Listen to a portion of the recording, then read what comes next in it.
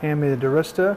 It's hard to watch and looks painful, but the patient about to be stuck with that needle in her eye won't feel a thing. You can actually insert this drug into the eye, and it's going to slowly deliver the drug at therapeutic levels over the course of several months. Eye doctors believe what they're doing will revolutionize care. We're very happy to be first in the state to launch this and bring it to Louisiana. It's an implant designed to treat fluid buildup in the eye, which can lead to glaucoma. My vision was blurred. I could not see very well at all. And then that's when I got it checked and they found it. I'm ready. Okay. Arlene Hanno is the first person in the state to have it done. Dr. Blake told me about this procedure, this new procedure, and I decided, well, let's do it. The implant is barely noticeable once in place, and the recovery process is pretty quick.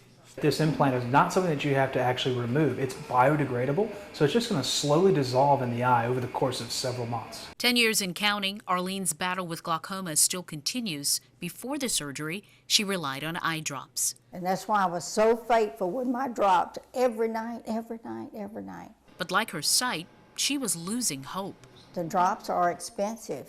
Even though, I have insurance, you still have to pay your copay. Now, hopeful. Good job. Good job. That's great. You did it. And ready to get back to seeing things that matter most. Oh, my family. 1-year-old Maddie Mae's life is nothing short of miraculous. Each day, she's getting stronger and bigger. Her mother, Allie's photo sits above her. With Allie's death last June from coronavirus came Maddie's life. A flood of emotions for Denise Boudreau, Maddie's grandmother. You can't put it into words. It's one hand and in the other hand. Your piece of your heart's missing and you get another piece, but it never feels that first piece that's missing. With a firm kiss on the face, Maddie's dad, Michael Conish, says the past year has been the biggest roller coaster of his life. He never dreamed she would ever come home. When she was born, Maddie fit into the palm of his hand, born 15 weeks early as her mom died. I have my beautiful little girl right there, and all I could do is just thank her mom for, doing everything she can to give my daughter a chance. Her daily routine is jam-packed with medicine, therapy, and constant care. Good reports came this week as doctors agreed to allow them to begin weaning her off of some oxygen. Right now, she's fed through a feeding tube and continues to get air into her lungs that did not fully develop with the help of a breathing machine. The good Lord knows what he's doing, and he's going to get her to where she's got to be. Mom's looking over. Everybody's watching over her, so we believe that. We're praying for y'all, too. Although they're taking one day at a time, Maddie's nursery is decked out with all the items any baby could possibly dream to have. But there's a special treasure here given to them by staff at Women's Hospital, a painting marking life that came from someone's death. Her heartbeat starting as her mom stopped and her started. As Maddie gets stronger, her milestones are marked through pictures hanging in the living room showing her progress. Tonight, this family says they are eternally grateful for the support our community has shown them. Thank you all from the bottom of our hearts. Thank you for praying for my daughter. Thank you for the amount of love, and we will keep y'all updated. She's a fighter, and she is doing so much better than when she was in the hospital. For everybody that's been praying for her, we just thank y'all. And she's a blessing. She's God's gift to us. Tavia Crumpler owns a small business which keeps her on the go, but stomach issues forced her to put the brakes on. Our lives are really busy, and we oftentimes push off things that we need to do, like our screenings, whether that be a mammogram or a colonoscopy. Crumpler says she is glad she did not ignore warning signs. I noticed a change in my stool consistency. I noticed that I had a lot of gas and bloating. Her symptoms reminded her of her family's medical history. My grandmother in her later years had colon cancer, so that's always been in the back of my mind, even though it was in her later years. She made an appointment with her gastroenterologist and OBGYN. They discovered something abnormal. Started looking at some more diagnostic tests, that revealed some narrowing at the top of my rectum. Crumpler got screened at Our Lady of the Lake Regional Medical Center. Her doctor, Kelly Finan, recommended a colonoscopy. During the colonoscopy, she found a 3-centimeter lesion that was at the top of my rectum. The lesion was sent off for testing in 2018. The results, though, devastating.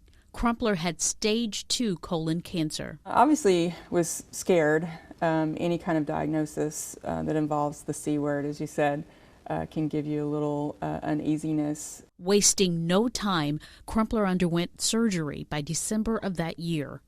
She also needed chemotherapy. Fast forward almost 4 years later, Crumpler says she is healthy. I'm just on surveillance at this point, both with medical oncology and with Dr. Finan. Had my last colonoscopy in November of 21, and it was the first one that I had where I had no polyps. She says her lifestyle changed, especially her diet. I miss onion rings.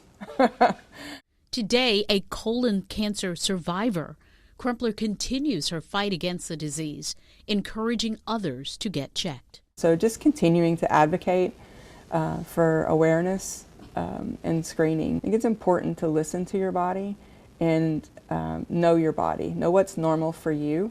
And if it doesn't feel normal, then you should ask about it. Okay, tell me your first and last name and birthday. Patrick Kernan is the first patient to receive a Synergy custom lens, lenses that correct focus issues. You get a full range of vision from distance all the way to near with very little drop off. It is an alternative to LASIK surgery. It's also a procedure used on patients with cataracts, something Patrick is tired of dealing with. It's like real cloudy. You can't read anything. You know, you can't make out the letters and stuff like that. He's had vision problems for a decade. I like to bow hunt, fish, things like that. A hassle at work, too. He's a crane operator and wears glasses.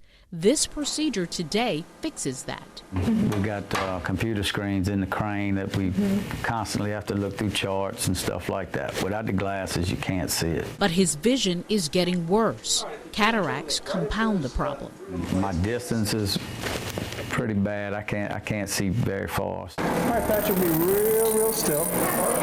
So he signed up to get his first set of these new lenses. During the procedure, doctors break down the natural lens inside the eye. Usually in your 40s and 50s, the lens becomes dysfunctional, it stiffens, and you're unable to see up close. You kind of lose that zoom function.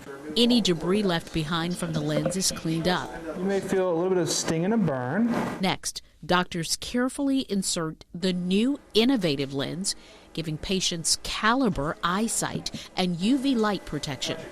Dr. Blake Williamson of Williamson Eye Center explains more. It's the first lens to ever specifically block violet light, which we know can increase light scatter and give you problems with glare and halo when you're trying to see at nighttime. Whether it's hunting or fishing, reading or driving, life for Patrick is about to clear up. I want to get the cataract surgery done now so that I have a better quality of life there earlier in my life and be able to do away with glasses completely.